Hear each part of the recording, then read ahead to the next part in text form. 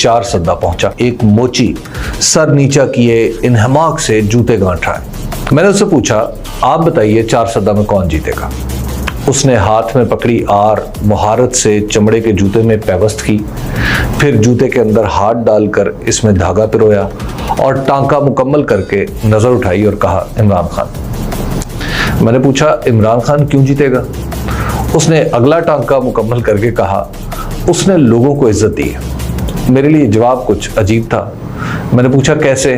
वो तीसरे टांके के लिए तैयारी कर रहा था। मेरा सवाल सुनकर उसने आर अपने सामने पड़ी पत्थर की सिल पर रखी और कहा, मैं एक मोची हूं, मेरी इज्जत देखनी है तो मेरे साथ अस्पताल चलो या थाने चलो।